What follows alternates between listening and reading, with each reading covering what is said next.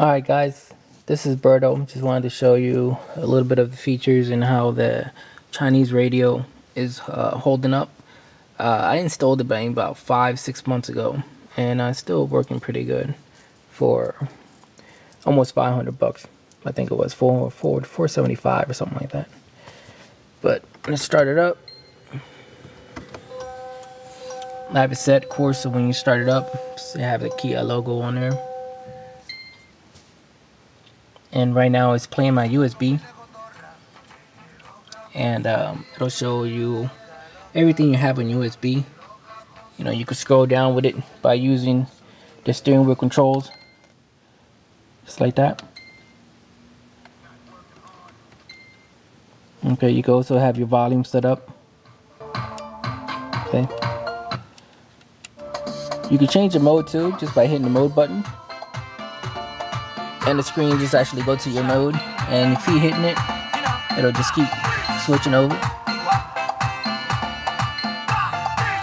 Gonna go back to USB, and of course these buttons right here for the steering wheel, I couldn't set it up. Maybe on the K5 they have a different resistance on these two buttons that the radio doesn't actually communicate with, so I'm not sure about those two. I did program this one for your mute, so you hit it and it mutes it, of course. Hit it one more time, I'll mute it. Okay.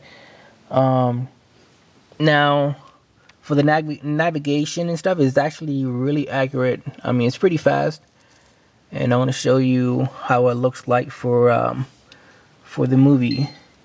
So right now I have I think I have X-Men in here. So let's go to DVD, and it'll do its little loading. Now for loading, it's not bad. I mean, it takes, you know, it's pretty quick to load up. And once it does, you know, of course you could use the touchscreen controls to hit the menu or go to the main screen. Now this is X-Men, so we're gonna get closer and we're gonna go to the chapters. Picture quality is real good.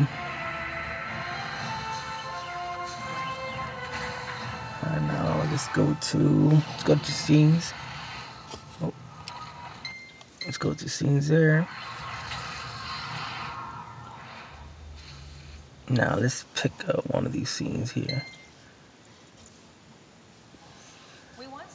And there you go.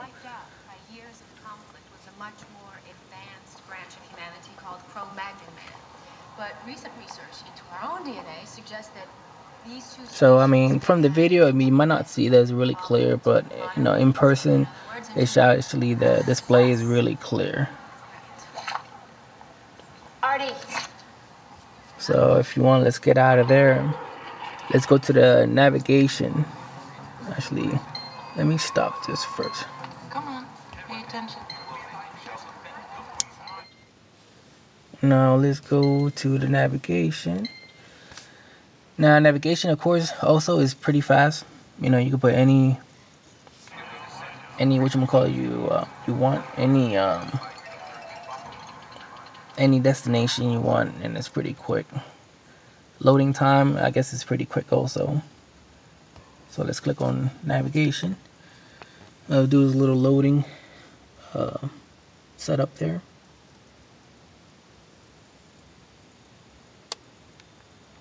And of course it has the iGo map software in it. And you could do find address, you could do a history. Right now we could go to Tipton. And there it is. And let's hit set destination. And it'll do a little calculation. Now again, I'm in inside the garage. But other than that, it's getting his signal, and there we are. Now a signal bar, it's pretty high, and I'm still inside the garage because I mounted the antenna right on top of the head unit, which mostly all the time it actually works pretty good if you mount the antennas on top of the head unit. Of course, if they're magnetic. If not, just use Velcro.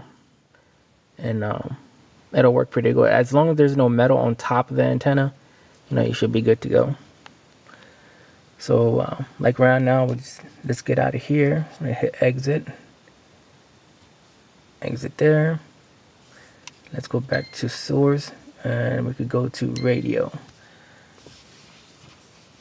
Now the radio works pretty good also. Of course, you have all your presets, so you can just click on them and it changes. And you see how fast I'm doing it, and it responds pretty quick. There's no lag on it. Okay. And you have your EQ. You can have your EQ, so that way it'll display like that. When you're riding, you close it up. Go back to the radio. Let's go back to another source, which the Bluetooth. Right now I don't have my phone on me, but of course, if you wanted to, you could just dial it, and send it, of course. To answer it, here's your answer button and your end button. Fortunately, you can't use the ones on the steering wheel, but that's okay. I mean, an extra 12 inches to touch the screen, you fine. Right here, of course, your keypad, and then you have your music. You could stream it, through the radio. You could do a search, for a phone number, the received or the missed calls. These are the phone numbers there. The book, I'm not sure. I don't think it transfers your book to your radio. So that's one thing about it. You don't have your context on there. You also do a picture-in-picture from here. So let's say I'm here, and I could click on that, and I could do a source. Like I could do the camera in the back.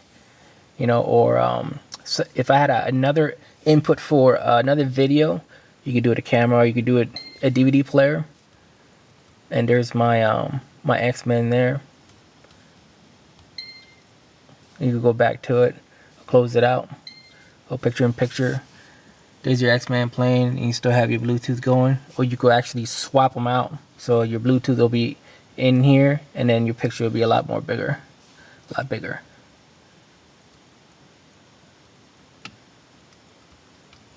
If you want to cancel that out.